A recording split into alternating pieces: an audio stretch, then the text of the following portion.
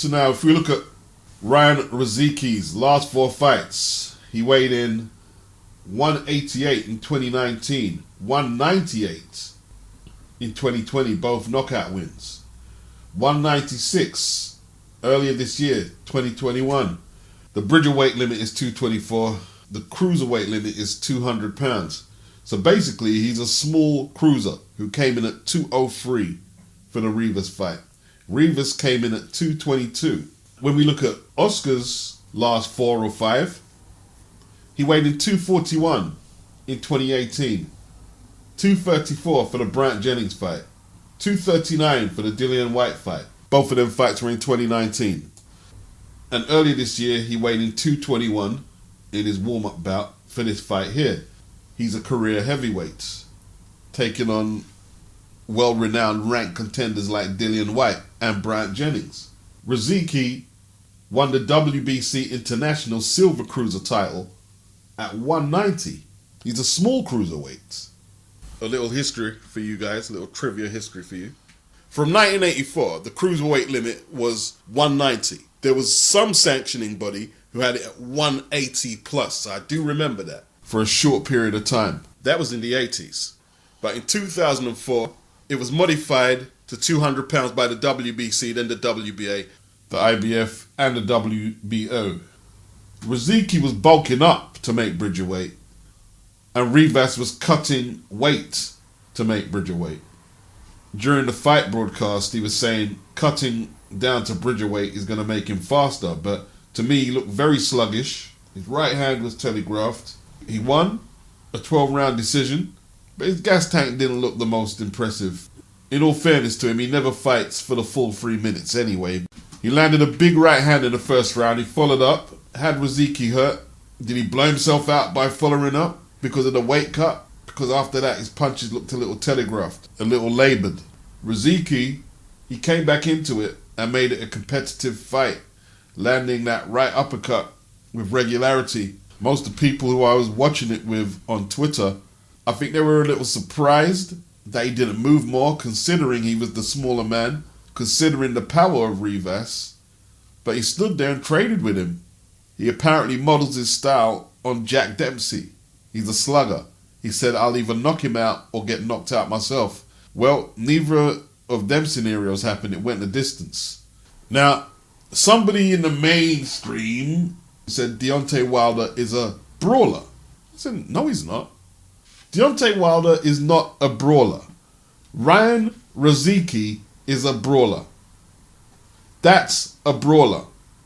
He stays in range. He can basically fight in a phone booth. He catches what shots he can on his forearms and wants to punch whenever able to. He's a brawler. He works the body. Rivas, I don't know if it's down to his gas tank, he adopted more of a counter-punching role, and he has an underestimated jab, which he should have used more. His left hook, for me, was more effective than his right hand, at least in the early stages. They both went to the body pretty well, and I think that took a toll on the smaller man, Rozicki, because he couldn't maintain some of the good work he'd done in the early to mid rounds. In the 11th, Rivas used that underestimated jab. He doubled it up, then came with that right hand over the top, and followed up with a combination. And it looked like Ryan was getting knocked out. Somehow, he didn't touch the canvas and wanted more. Can't tell you much about the fight after that because the ESPN broadcast had technical difficulties and we lost the whole of the 12th round. 12th round, unanimous decision win for Rivas. One judge had it 116, 111. And 2 judges had it 115, 112 apiece. People are calling it a fight of the year candidate. The ebb and flow was very entertaining. I think the weight cut did hurt Rivas in terms of his stamina, but the weight advantage he had, I think that also helped him as well, because the amount of flush punches he took from Ryan Rozicki and didn't budge leads me to believe that the 18-pound weight advantage was significant. So he's the undisputed Bridgerweight champion because the other sanctioning bodies, they haven't pitched up any proposed fights at the weight class. Brant Jennings, who Rivas was originally supposed to fight, he didn't want no part of the COVID jab, I believe, and Wouldn't be allowed to fly to Canada to take the fight. So Evgeny Romanov, he's next in line. Romanov is best known for knocking out Wilder in the amateurs. He's a Russian fighter, unbeaten in 16. This weight class will suit him better because unlike Ryan, who was a small cruiser, Evgeny is a genuinely small heavyweight, smaller than Oscar Rivas, who had to cut down to the weight. Evgeny debuted as a pro at 217, and his weight hasn't fluctuated much since. In 2021, he beat Dmitry Kudrashov, weighing in at 222. Kudrashov weighed in at 223. So getting to 221 shouldn't be too much of a problem for him, as he's never really fought more than 7 pounds above that weight for his whole pro career. So the Bridgerweights are officially in the building. History was made. Oscar Rivas from Colombia, based in Montreal, Canada, becomes the inaugural WBC Bridgerweight champion. So a judge in Cleveland has thrown Adrien Broner in jail for failing to enroll into an alcohol treatment program as part of his court-ordered probation for assaulting a woman at a nightclub. He also has to appear at another hearing on the 26th of this month in the same court, where another judge will decide whether to hold him contempt for failing to cooperate with a civil lawsuit that the woman filed against him. In that case, an arrest warrant was issued after Broner failed to show up for his disposition this summer, was absent at a contempt hearing, and failed to cooperate with discovery orders. Broner is now 32 years of age. All this started from an incident where he kissed a woman at a club without her consent back in 2018. He pled guilty to a misdemeanor charge of assault and received probation, but hasn't followed through on the stipulation of the probation. The woman got a default judgment of $800,000 against AB, and he hasn't paid that. And this has led to multiple warrants being sent out for his arrest, and he was eventually picked up in Kentucky. No word on when he will be able to get out of jail, and Broner is apparently saying he hasn't got any money to pay anyone. Where's Al when you need him? All I did have on me, I don't have them. I got rich friends, I do. I got rich friends, I got wealthy friends that take care of me. Where's all the money coming from that you're flashing around on Instagram? Whose money is that? Now, there is no age limit on stupidity. But imagine whether you were 16 or 30, or 40 or 50, and you're in a court and the judge is telling you, well, whose money is that you're flashing about on Instagram? She did that deliberately to humiliate Broner. Look what you're doing. Shame she didn't get the video when he was flushing money down the toilet. Do I understand Otto Wallin's frustrations? Yes. Am I a little bored of hearing him bleat on about Dillian withdrawing from the fight? Yes. Do I believe Dillian was injured? Probably not, but who knows? Who knows? Can't prove it. I've been to the York Hall how many times, and a lot of scheduled bouts haven't materialized because of withdrawals. It's one of the occupational hazards of a promoter, maybe the worst. Late withdrawals, fighters getting injured, maybe getting cold feet about taking the fight. That's boxing. That's boxing right there. He says they're allowed to withdraw from the fight, but they have to get an independent doctor to prove he's unfit to fight. Is that in the contract? I mean, it's not like he hasn't got no fight at all. He's been offered Alan Babich. Johnny Fisher's put his name in the hat if he wants to have a go. Now, he might not get paid as much as he would to fight Dillian, but he gets a purse, he gets some money to put in his pocket, and he gets to keep active. That's better than a lot of boxers' position today. Let's not be naive. Eddie's been making phone calls to Bob Arum, to Mauricio, to whoever can get Dillian into that ring to fight for that strap. It is what it is. All will be revealed. It's not like he's a mandatory and this is a sanctioned title fight, and it looks like Dillian's trying to worm out of it. It's just a routine fight. What makes him think that Dillian has all these obligations to satisfy him? Eddie Hearn, he said that Dillian is going to pursue the Tyson Fury fight, and if Fury doesn't want the fight, well, what can you do? I mean, what's it been? 2 weeks already since Wilder and Fury free? What's the likelihood in 16 days' time that Fury's going to strike a deal with OTTO Wallin. That's not going to happen. So the 30 days are going to elapse, and it's either fight Dillian or vacate. Now, I'm not going to use A and B side talk, but what's the truth? Bob Arum told Boxing Scene that he'd welcome a Fury versus Dillian White fight. The WBC has since ruled that it's not requiring Dillian to reschedule his fight with Wallin because the bout was considered a voluntary defense of an interim championship. So that's the whole thing broke down for OTTO Wallin. It's not a matter of A or B sides, but he wasn't in a position of power here. Like, Dillian was doing him a favour by giving him a voluntary shot. And with Arum saying he would welcome a Fury versus White fight, who's to say him and Eddie aren't discussing making that fight? That could be Tyson Fury's homecoming fight, or it could be in America. Although, how two Brits do in America with no American on the main event, I'm not sure. And as far as Eddie was concerned with OTTO Wallin, he said we may look to reschedule the fight, or we may look to give OTTO Wallin another fight. It's not our responsibility, but we want to be fair at the same time. You can't get no more than that. I mean, Otto's frustrated. A lot of boxers are frustrated. Jack Catterall was installed by the WBO as a mandatory for Josh Taylor in January 2019. He actually stepped aside so Josh Taylor could unify all the belts against Jose Ramirez. He was scheduled to fight Josh Taylor in December. Taylor's got a knee injury and it's rescheduled for February. It would be brilliant if Jamel Herring won. Former Marine, husband, father, never heard an obscenity from his mouth, no smack talk, exemplary character, has to be said. And I understand why a lot of people don't want Shakur to win, because Shakur, he represents the mumble mouth generation of American boxers. Potty mouth, if you like. Him, Tank, Teofimo. We're going to talk about him using the N-word in a minute. Ryan Garcia. Does he use bad language like that? It pisses people off anyway, though, doesn't it?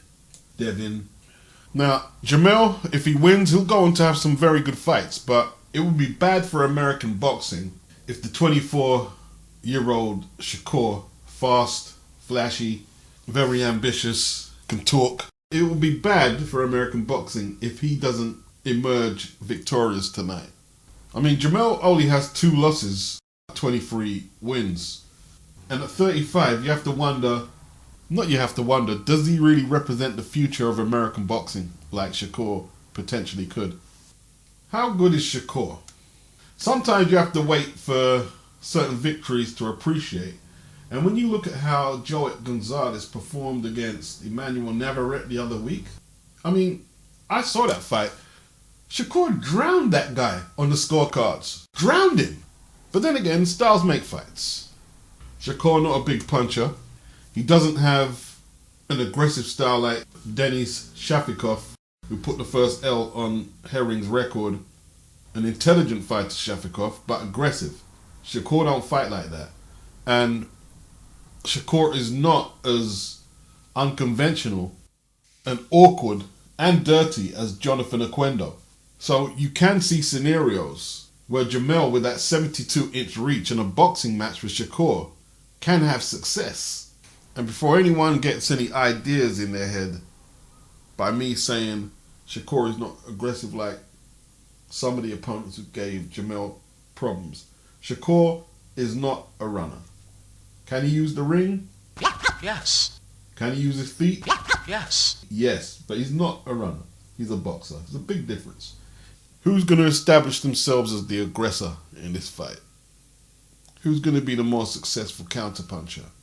Can Herring's timing and reach combat Shakur's speed and vice versa? It's interesting. To me, it looks like a 7-5 fight for Shakur. 115, 113. And the new World Boxing Organization World Super Featherweight Champion. But we'll see. I want to see if technically Jamel can force Shakur to go up another gear. Make him up his punch rate. I want to see him test it at least. And I think he will be. So Pat Barrett threatened to punch Tunde in his face. That was ignorant, Pat. It was ignorant. You know what I mean? We know Pat's got that underlying threat of terror about him. He's had it since he boxed, you know what I mean? Like, when I say Pat could punch hard, And the thing is, Tunde boxes are pro as well. I think they boxed at the same weight, 140, but the difference in punching power. That don't mean that Pat would beat Tunde, because Tunde got skills. But he'd have to use them. He'd really have to use them skills. Pat Barrett went to Liverpool and flattened out Tony Willis for that British title. And I'm going off the head right now. I think George Feeney, he was the big puncher, right? Was the only one to stop Tony Willis before that. And Pat ironed him out. You know them ones where your arm involuntarily end up in a weird position when you're flat out on your face? And when he went to Italy and won the European title and flattened out that guy, yeah, can punch like a mule.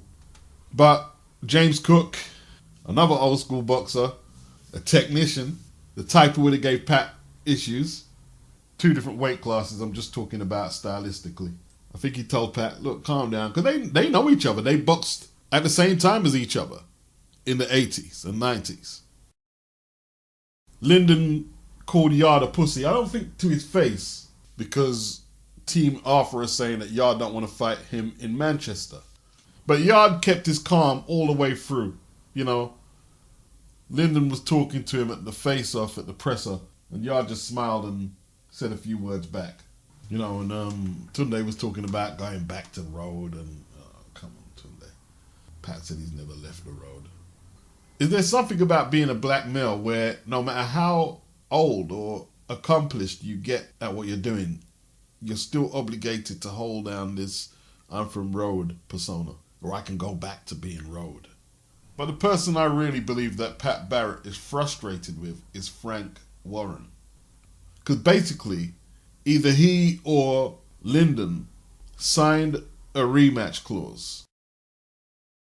And they don't like the way Frank is managing their careers by making them take this rematch. Lyndon and Pat threw several shots at Frank, subliminal shots, about they weren't trying to get out of the fight. They were trying to get somebody in the business who would show them respect and manage them better and guide their careers better. They threw several shots in that direction. And yes, the rematch should be in Manchester, because Lyndon won the first one. This is British title level. It's not world title. They can't start A-side shit here. The first fight was at the Royal Albert Hall, London. Lyndon won the fight, so the rematch should be in Manchester. It looks like Tunde and Anthony didn't want no part of that. They tried to hold it in Birmingham, but they're saying Lyndon didn't want to fight in Birmingham. So London it is, Copperbox, Hackney. That's where Yarde was born, innit? The Hackney youth. Yarde says it's in Hackney because Lyndon couldn't sell out a phone booth, but in all truth, is Yarde a big ticket seller? Copperbox is a 7,000 capacity arena. If you're a big ticket seller, they give you a bigger arena than that in London. OTTO, Wembley Arena. Anyway, you know what I mean? You know my postcode. I'm rooting for the Hackney youth. You know what I mean? Although Pat is one of our favourite British fighters in saying that. The guy interviewing Lyndon said there are no venues available in Manchester. That's why it's not being held there. But Lyndon was adamant that they could have held it somewhere closer to Manchester, if not in Manchester, rather than in Anthony's backyard. No pun intended. I don't think Yarde or Arthur are looking deep into the future. But by taking a series of fights against each other, if they can get to a third fight because there's a demand for it, what they're not realizing is they can set up their own franchises here by doing that. Just like Ben Eubank and Watson did in the 80s. It would be more sustainable than beating one of the 175-pounders for a belt, because none of them are big names. Not Beterbiev, not Joe Smith, not in England anyway. A lot of people don't want to see this fight. I do. I thought the first one was close. Could have been a draw. Or Arthur got it. I don't think there's much case to say conclusively that Yarde got it, but it was a close fight. We know that you guys wanted this fight in Manchester. Obviously, Frank Warren addressed that situation, said that dates weren't available. Obviously, there was talk of the fight going to Birmingham. The fight is in London now, so... Okay. It's not just in London, it's on your back door. Yeah. They're trying to give him every advantage is what you could possibly have, including the crowd's back, the crowd getting behind you, the fight being right on your own doorstep. Not just in London, it's right in East London, where he's from. You know, And again, with the champions, it's defrauding boxing. It's a horrible game. You know, people in boxing don't say what they say they are. They're not what they are. And I've just come to terms with it to realise this now, that all the time you're just being bullshitted, and certain fighters around me were right, and you know, I misjudged a situation where now I know, that what Lyndon was thinking was 100% right. But hey, we'll go out there, we'll do the business again, and hopefully we'll just cut that out, and that's it. Reading between the lines, he's talking about Frank Warren not being who he claims to be, saying he's going to do certain things and not doing them, and giving the Yarde preferential treatment. That's what he's saying. Now, them being from Manchester and Joe Gallagher being from Manchester, when Joe brings a lot of this shit up about London bias from promoters, most times Joe is talking shit. But in this case here, I can't argue with Pat Barrett. There is a bias there. I believe Frank wants Yarde to win. I think he believes Yarde is more marketable. And when I think about that, it kind of makes me gravitate to Lyndon now. Like, yo, baby, that's not fair. That ain't fair. You won the first fight, the second fight should be in Manchester. Did Tunde and Yarde fancy that trip 200 miles up the motorway? Hey, listen, it's going to be a hostile reception, you know, and I don't think Tunde is prepared to be a wallflower for anybody. And if they think you're a Londoner who's a bit cocky, a bit of a wide boy, thinks he's the bollocks and all that, it can get hostile. I tell you what, we'd better see a new Anthony Yarde, because if he loses again with hometown advantage, that preferential treatment from Frank Warren, I don't know what's going to happen to that. Frank might want to mess with Lyndon then, but judging by the subliminals that Pat has thrown, there's no guarantees that they're going to stick around. They might join Eddie Hearn, because that's what Zelfa Barrett is. He's trained by Pat. That's his uncle. They might head off to Eddie's. Right now they're talking about Teofimo Lopez using the N-word. And as a British black man, not really my place to really say, because some blacks give him a pass, some Latinos say the N-word, some people are cool with it and some are not. You know, it is what it is, you know.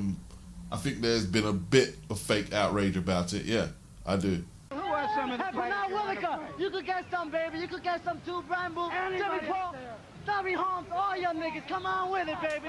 Yeah, buddy.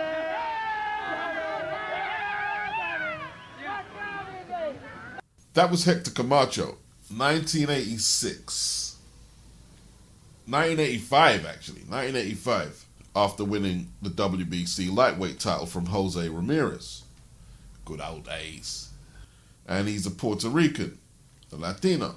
And he said the N-word live on the broadcast, on the HBO broadcast with Larry Merchant.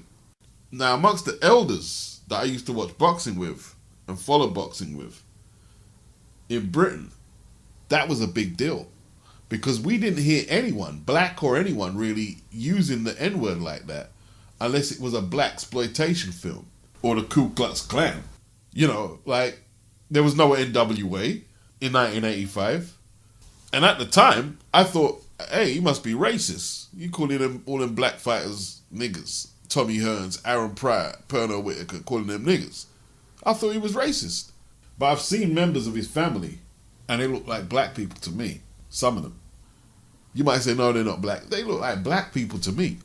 People ask my opinion about who can use that word and that word, and I just don't say anything, because I don't know the layout like that over there. So what do I really say? You can't bury words into the ground and they're forgotten about. I'll end it like this.